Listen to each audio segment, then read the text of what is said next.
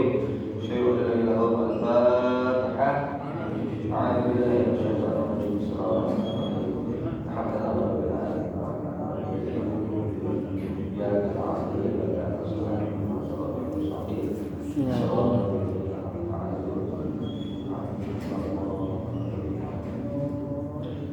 Bismillahirrahmanirrahim. Assalamualaikum warahmatullahi wabarakatuh.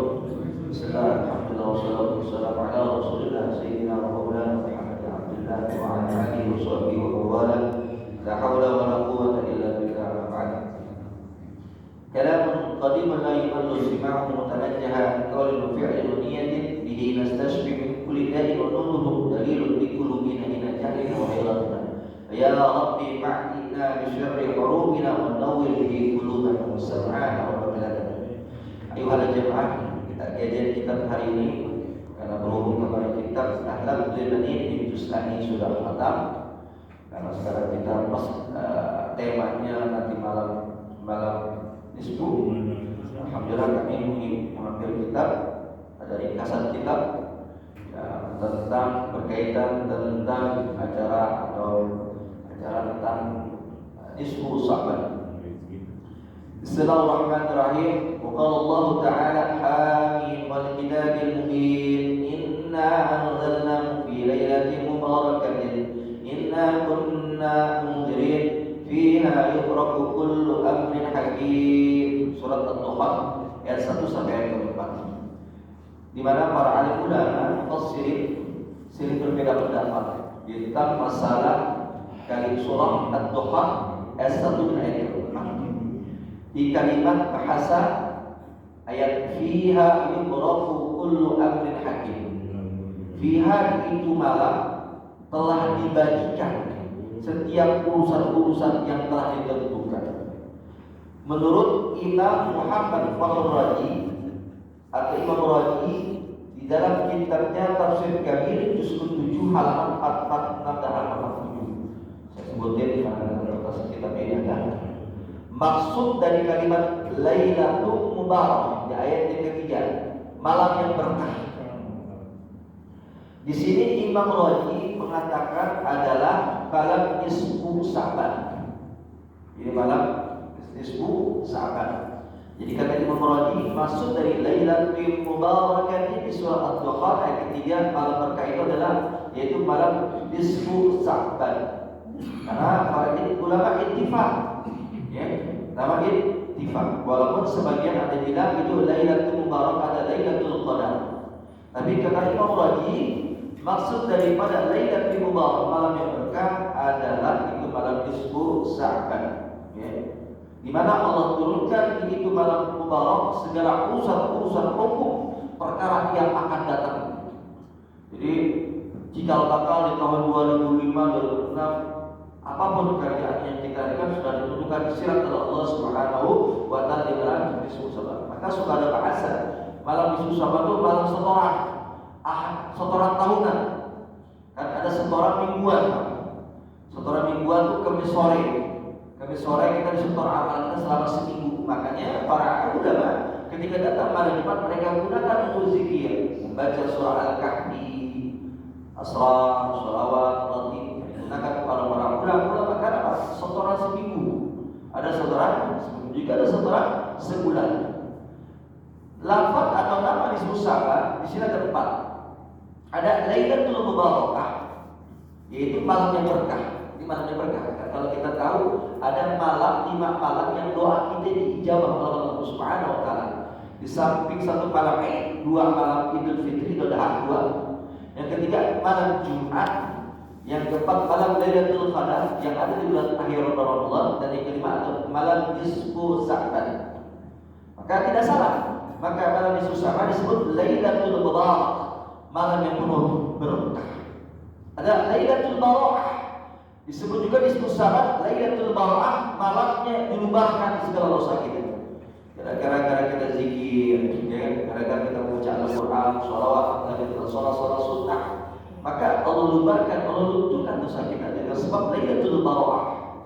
Ada lagi Lailatul Subki, yaitu malam penutup sebagai buku amal setahun, saya bilang, ya kan? Jadi akhir nanti malam setoran kita yang terdahulu setor oleh Allah Ta'ala. Kita setor kepada Allah Ta'ala. Okay? Maka nanti malam dibuka lembaran baru. Maka para alim ulama untuk supaya tidak disalahgunakan malam-malam baru mereka zikir. Sebagaimana kita malam 17 Agustus, malam 1 Ramadan atau malam 1 Syawal, maka kita ada malam Idul Fitri tahlilan, ada malam 1 tahun Januari, ada 1 Muharram. Maka para ulama menggunakan itu malam supaya digunakan berzikir-zikir. Ada Lailatul Rahmah, malam penuh kasih rahmah, kasih sayang dari Allah Ta'ala. Jadi malam itu sama punya beberapa nama. Salah satunya sih ada 4: Lailatul Mubarak, Lailatul Barakah, Lailatul Sadqi, Lailatul Rahmah. Nisfu Sya'ban mempunyai kekhususan. Khususannya pertama adalah yuqra'u kullu amrin hakim. Karena pada nisfu Sya'ban Allah sudah takdirkan segala urusan-urusan yang Allah rincikan nanti setahun yang akan datang. Jadi Allah sudah persiapkan kos-kosnya, tempat-tempatnya, urusan-urusan umur hakim, segala urusan dunia, nanti Allah sudah tentukan buat yang akan datang. Maka kita awali malamnya dengan baca surah Yasin, zikir, atau sholat tasbih, sholat al-awwin, sholat mutlak, sholat sunnah. Ada pula keunggulan daripada nisfu Sya'ban adalah fadilatul ibadah, keunggulan ibadah. Jadi malam yang sangat diunggulkan untuk kita beribadah. Jadi daripada kita lancong keluar, maka digunakan untuk kita i'tikaf di masjid. Kita duduk di masjid, i'tikaf, mau taqarrub, lalu kita mujahadah, kita mubasyarah apa Gusti Allah Ta'ala, agar kita mendapat muqasafatul qulub, pembukaan hati. Kalau orang sudah mempunyai sifat kudur irat, dia bisa muqasafatul qulub, membaca hati orang. Jadi kita penting. Kenapa disebut fadilatul ibadah? Ada dawuh Nabi, man shalla bi hadhihi lailah mi'ata rak'atin arsala ilaihi mi'ata malak salasuna yushirunahu fil jannah wa salasuna yu'aduna min adhabil adab wa salasuna yadfa'una anhu afatid dunya wa 'asharatu yadfa'una anhu ma kayyid syaitan. Barang siapa yang di malam-malam disembunyi, dia itu sholat bukan sholat Rajab bukan, digunakan malam buat sholat sunnah, digunakan, sholat maka 100 rakaat misalnya, maka Allah bakal mengutus apa? Yaitu mi'ata malak, 100 malaikat buat mereka memberikan rahmat. Malah Allah akan memberikan yubasyyirunahu bil jannah. Allah akan utus 30 untuk memberikan kesenangan, kebahagiaan atas surganya. Wa salasuna yu'aqibunahu min adzabil nar. Malah Allah akan utus 30 agar dia diselamatkan dari apa? Api neraka. Wa salasuna yadfa'una anhu 'adab dunya. Malah Allah akan mengutus kepada 30 supaya dia dijauhkan, ditolak daripada balai dunia. Wa 'asharatun yadfa'una anhu makaida syaitan. Maka Allah pun mengutus 10 orang untuk menolak daripada tipu daya syaitan. Jadi itu keunggulan nisfu Sya'ban. Di samping segala urusan perkara setahun, ada keunggulan ibadah. Ada lagi keunggulan ibadahnya nisfu Sya'ban adalah nuzulur rahmah. Malam nanti Allah turunkan rahmatnya dari Allah Subhanahu wa Ta'ala. Karena rahmat Allah itu kalau di bahasa itu ada 99 seperti as-salawatnya asma Allah subhanahu.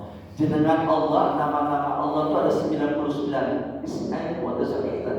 Ya kan 99. Kalau di bahasa ini Allah baru satu turun rahmat kepada umatnya Nabi Muhammad. Baru satu. Kita satunya itu alhamdulillah. Apalagi yang sisanya ini yang kita rasain pada dunia ini baru satu rahmat dari Allah Ta'ala. Baru satu. Tapi kita subhanallah sudah nikmat banget. Jadi nggak salah kalau malam disebut Sya'ban disebutnya nuzulur rahmat, malam diturunkannya rahmat. Ada hadis tadi, innallaha yarhamu ummati bi hadhihi lailah bi 'adadi sya'ri adna min bani kalbin. Sesungguhnya Allah memberikan rahmat kepada umatku, kata Nabi, bi hadhihi lailah, ini malam, bi 'adadi sya'ri adna min bani kalbin, sebagaimana bilangan bulu-bulu domba Bani Kalbin. Masya Allah, Bani Kalbin itu yang suka ngurusin domba-domba, domba cakep-cakep, banyak Pak. Satu domba itu banyak bulu-bulu gitu, ya. Jadi satu bulu bisa 10 kebaikan, ya. Kalau kita dapat berapa domba tuh kan, bulu domba, rahmat Allah. Tadi ibarat rahmatnya Allah seperti bulu-bulu domba di Bani Kalbin. Wah, nggak bisa begitu. Maka unggul banget itu malam Nisfu Saban. Wa husulul maghfirah. Apalagi kekhususan malam Nisfu Saban, yaitu Allah memberikan ampunan, ya. Malam ampunan buat kita. Makanya kita banyak zikir, kita suka, makanya kita sekarang suka ada muhasabah, renungan malam, ya kan? Dari ajaran kiai ini. Karena ada Nabi hadis Nabi, Innallaha yaghfiru li jami'il muslimina fi tilkal lailah illa likainin aw sahirin aw mudminin khamrin aw aqil walidain aw musafir ala zina. Ini hadisnya sering kita dengar. Malam Nisfu Saban semua dosa umat Nabi diampuni Allah Ta'ala. Diampuni gara-gara malam Nisfu Saban. Ini sering kita ada perkataan itu dari Habib Jiddan bin Salim bin Jiddan. Dalam satu podcast dia mengatakan, ini hadisnya kayak ini. Allah ampunkan dosa umat Nabi Muhammad di malam Lailatul Nisfu Saban kecuali dikainin. Siapa dikainin? Orang yang suka minta awal nggak bisa. Au sahirin tukang sihir. Wah, ada pun dosanya Allah Ta'ala, ya kan? Au min khamrin, apa yang suka minum khamar, ya kan? Au aqil walidain, atau orang yang suka menyakiti kedua orang tua, atau menyakiti orang tua. Au musirrin ala zina, atau orang yang suka melakukan zina. Malah sebagian itu au qati'ur rahim, atau yang memutuskan tali silaturahmi. Ada lagi itu au syaqi, ada lagi orang yang di dalam dirinya masih ada permusuhan. Itu dia dalam hadis yang lain. Jadi sangat sekali unggul di bulan Nisfu Saban. Ada lagi keunggulan Nisfu Saban di mana Allah Ta'ala memberikan syafaat yang sempurna kepada kanjeng Nabi Muhammad di ini malam.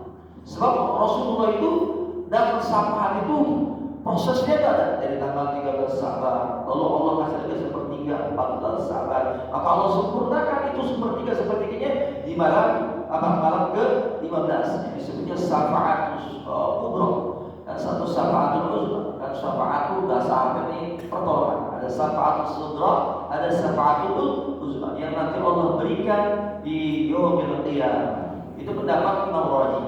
Ya, Imam Raji.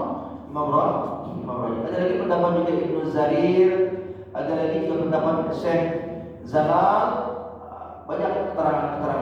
Lalu apa yang kita gunakan ayat Jumat ketika nanti malam Nisfu Saban yang kita gunakan? Maka kita berbanyaklah dengan kita melaksanakan ibadah-ibadah. Selanjutnya kita melaksanakan ibadah-ibadah sholat sunnah seperti sholat tasbih, sholat mutlak, sholat al-awabin. Lalu bagaimana dengan permasalahan sholat al-ghaib atau sholat nisfu? Maka para ulama setelah tidak ada hukumnya, jadi tidak ada keterangan hukumnya bid'ah. Sebagaimana dalam kitab Fathul Mu'in, jadi tidak ada larangan melaksanakan sholat sunnah nisfu, tapi kita gunakan sholat sunnah al-awabin. Maka ada dalil dengan antara Aisyah sholat mutlak atau sholat tasbih. Biasanya orang melaksanakan sholat tasbih, yaitu sholat tasbih ada 4 rakaat, ada 2 rakaat. Ya. Di sini al-Faqih kita baca berapa kali kan? Ya 75 kali bacaannya. Cara-caranya 10 sebelum baca Al-Fatihah. Jadi setiap rakaat itu 75. Baca subhanallah walhamdulillah wa la ilaha illallah wallahu akbar. Kalau kita di kampung kita enggak biasa baik. Mungkin kita sholat itu paling di masing-masing ini di rumah lah. 10 sebelum qabla Al-Fatihah. Ya, terus 15 ba'da Al-Fatihah. 10 di dalam ruku, 10 di dalam i'tidal, 10 di dalam sujud yang pertama, dan 10 di antara 2 sujud, dan 10 lagi di antara sujud yang kedua. Lagi salat tasbih itu tiap rakaatnya ada 75 bilangan. 10 sebelum baca Fatihah atau setelah doa iftitah. Lalu 15 setelah baca Fatihah, terus 10 di dalam ruku, ya. 10 dalam i'tidal, 10 dalam sujud yang pertama, 10 dibaca dalam 2 sujud dan 10 ketika sujud yang kedua. Maka ketika rakaat yang kedua begitu juga sama. Ya, rakaat sama. Ya, usolli salat tasbih rakaatain mustaqbil qiblah adaan Ka'bah adaan lain. Ta'ala di dalam kitab misalnya kalau 4 rakaat, misalnya 4 rakaat, sholat rakaat yang pertama baca al-Zalzalah, al-Adiyah, rakaat yang kedua 3, rakaat kasur, al-Ikhlas. Enggak apa-apa, 2 rakaat juga masalah yang penting istiqomah dilaksanakan. Lalu pertanyaannya tidak bisa juga amalan-amalan ini ya Allah baca cuman sholat tasbih enggak bisa, pegel, capek, enggak biasa. Ya minimal kita baca surah Yasin, baca surah Yasin dengan niat yang pertama diberikan rezeki yang halal yang barokah, ya kan? Yang kedua diberikan umur yang panjang untuk ibadah, dan yang ketiga itu ditetapkan iman kita dalam sampai mati. Dan terakhir paling sholat tasbih kagak bisa. Wah, masya Allah ini baca Yasin kagak bisa juga nih. Aduh, masya Allah gimana kawan tadi di sini dalam kitab ini. Kan kalau kita kan baca kalau sampai selesai, ya nggak bisa juga nih lama banget kalau puluh juga kita aja kan bisa juga sebenarnya lama juga ya minimal di sini kita kalau nggak bisa baca Al-Ikhlas 3 kali sampai habis sampai khatam, ya udah paling pendek nih Pak, ini baca Ya Rahman, Ya Rahim, Ya Dzat-Taul wal In'am. Berapa kali? 1000 kali. Ya Rahman, Ya Rahim, Ya Dzat-Taul wal In'am. Ya, nggak bisa juga sholat bisa sejam. Ya, enggak juga ya sholat tasbih susah, baca Yasin males, baca Qulhu males juga, baca begini susah juga ya Allah. Mudah-mudahan senantiasa afiat pada umur dalam taat kepada Allah Taala, senantiasa kita diampunkan dosa-dosa kita sehingga mudah-mudahan di tahun yang akan datang senantiasa kita dibersihkan hati kita dalam keadaan orang-orang yang posesif. Al-Fatihah.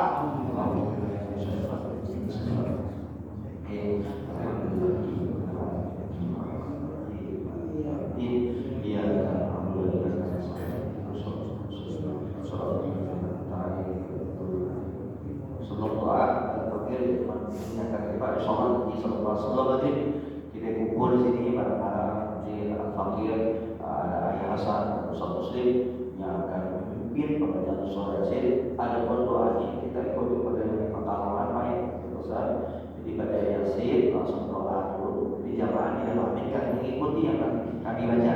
Baik. Allah sakit Allah ya dan Allah dalam ini kan ketika baca amin di Yasin kedua sama doa ini dan Yasin ketiga sama. Jadi kita ikutin tafaul guru kita yang Pekalongan. Jadi sekalian haul juga nih. Jadi kita nggak bisa ke Pekalongan, udah kita di sini aja ya begini. Mudah-mudahan senantiasa diberikan kesehatan. Bismillahirrahmanirrahim. Allahumma shalli wa sallim ala sayyidina Muhammad wa ala sayyidina Muhammad. Allahumma barik ala ummati sayyidina Muhammadin fi quburiha. Allahumma barik ala ummati sayyidina Muhammadin fi quburiha. Allahumma barik ala ummati sayyidina Muhammadin fi quburiha.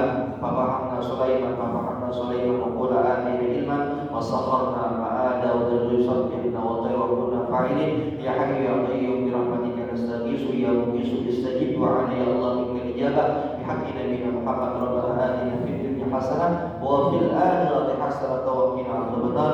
Sallallahu ala sayyidina Muhammadin wa ala alihi wa sahbihi wa alihi wasallam walhamdulillahi rabbil alamin. Assalamualaikum warahmatullahi wabarakatuh. Waalaikumsalam warahmatullahi wabarakatuh.